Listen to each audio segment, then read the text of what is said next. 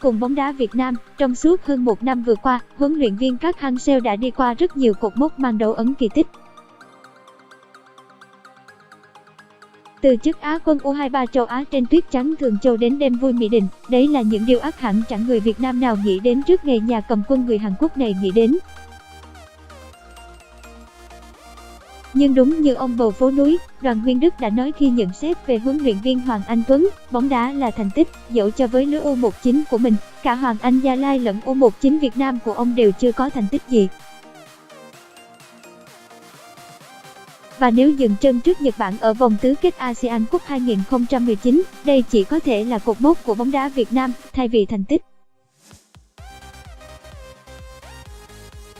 ASEAN Cup 2019 có quan trọng không? Nó cực kỳ quan trọng, bởi dẫu cho nắm trong tay chức Á quân U23 châu Á hay chức vô địch AFF Cup 2018, thì những thành tích ấy không đưa bóng đá Việt Nam đến tận cùng của mơ ước, của đích đến khiến người hâm mộ thỏa mãn nhất.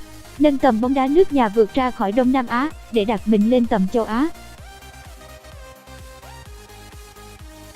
Với cả Nhật Bản lẫn Hàn Quốc, ASEAN Cup cũng là đấu trường cực kỳ quan trọng. Chức vô địch ASEAN Cup 1992 là mốc son đánh dấu nền bóng đá của đất nước Hoa Anh đào vươn mình ra biển lớn, trở thành một trong những nền bóng đá hàng đầu châu Á, nâng tầm thế giới. Chức vô địch năm ấy là niềm khích lệ lớn lao để Nhật Bản cho ra đời J-League, giải đấu bóng đá chuyên nghiệp thành công ngoài sức tưởng tượng, đặt nền móng cho thành công vượt bậc của bóng đá Nhật Bản trong suốt gần 30 năm qua.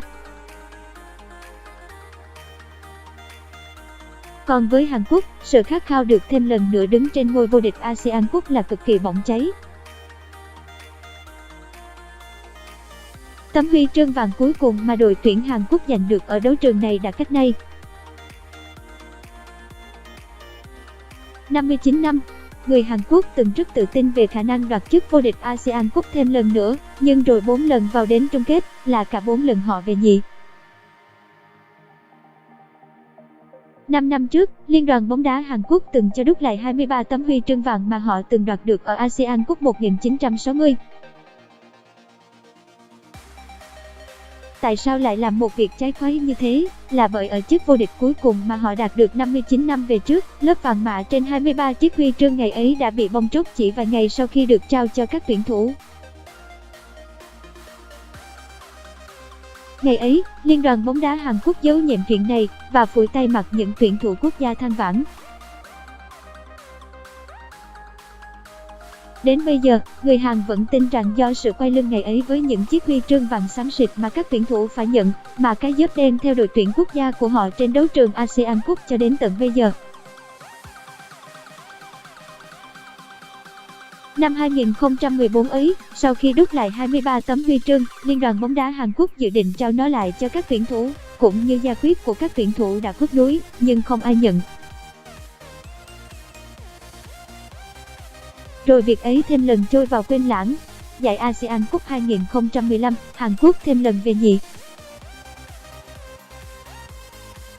Hoang mang. Trước ngày ASEAN Cup 2019 khai mạc, Liên đoàn bóng đá Hàn Quốc bằng tất cả nỗ lực của mình, trao lại tấm huy chương vàng ngày nào cho gia đình các cố tuyển thủ, như một nỗ lực đền bù lại sự vô tâm của các thế hệ đi trước, đồng thời để giải lời nguyền, đưa Hàn Quốc trở lại vị trí số 1 châu Á. 2.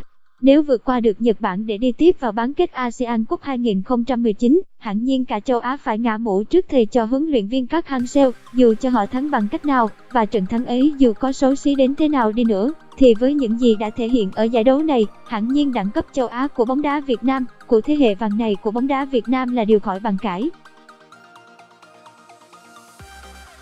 Nhưng ở một khả năng mà xác suất diễn ra nhiều hơn, đội tuyển Việt Nam dừng chân trước Nhật Bản, dĩ nhiên sẽ chẳng có thảm họa nào cả, dẫu có thua kiểu gì, thua đến thế nào. Nhưng khi đó, thầy trò huấn luyện viên Park Hang-seo được gì? Với bóng đá Việt Nam cho đến ngày hôm nay, nhân tài được sản sinh theo chu kỳ, và chu kỳ đó thường không biết trước được. Nên phong độ của lứa cầu thủ ngày hôm nay không đồng nghĩa với 10 năm sau bóng đá Việt Nam sẽ góp mặt ở World Cup. Nhưng với lứa cầu thủ tài năng gặt hái được thành tích hôm nay, chúng ta đã có được cái gọi là truyền thống. Và truyền thống chính là thứ làm nên vinh quang tương lai. Với Nhật Bản, truyền thống là chiếc huy chương vàng ASEAN Cup năm 1992. Với Hàn Quốc, truyền thống chính là danh hiệu đệ tứ anh hào World Cup năm 2002. Những gì thầy trò huấn luyện viên Park Hang-seo đạt được ở ASEAN Cup lần này sẽ là truyền thống cho các thế hệ kế tiếp. Nó không chỉ thổi bùng lên niềm tự hào dân tộc, tình yêu bóng đá của người hâm mộ nước nhà, thổi bùng lên tham vọng, sự quan tâm của những ông bầu với bóng đá nước nhà, mà quan trọng nhất là nó cho những lứa cầu thủ trẻ niềm tin vào tương lai, vào con đường đi theo đam mê mà mình đã chọn. Nó cũng cho những ông bố, bà mẹ có con theo đuổi niềm đam mê ấy niềm tin vào một môi trường bóng đá lành mạnh, nơi mà những đứa con của họ không phải đứng trước viễn cảnh ráo mồ hôi là hết tiền như những thế hệ cầu thủ 10, 20 năm về trước. Nó là sự khẳng định cho việc có thể kiếm được tiền, thậm chí làm giàu từ đá bóng. Nhờ huấn luyện viên Park Hang-seo, đội tuyển Việt Nam có thêm vũ khí tối thượng để đương đầu Nhật Bản có như thế, thì cái viễn cảnh phải chờ đợi những chu kỳ bóng đá tiếp theo trong mỏi mòn, như người hâm mộ bóng đá Việt Nam từng phải chờ đợi suốt 10 năm trời mới kết thúc được. Khi những lứa cầu thủ tài năng nối tiếp nhau, gối đầu lên nhau, cạnh tranh quyết liệt vị trí đại diện cho nền bóng đá của Việt Nam dương danh trên đấu trường quốc tế, khi không còn phải gọi những tuyển thủ quốc gia về làm nhiệm vụ ở U23, U21, thì bóng đá Việt Nam mới thực sự nâng tầm. Dấu ấn của thầy trò huấn luyện viên Park Hang-seo ở ASEAN Cup 2019 đang đặt những bước đầu tiên cho điều đó, với niềm cảm hứng lớn lao cho cả dân tộc vào những gì mình đã thể hiện. Như thế đã là quá tuyệt vời rồi, bởi trong suốt hành trình của bóng đá Việt Nam, đã có lứa cầu thủ nào, huấn luyện viên nào làm được điều đó đâu.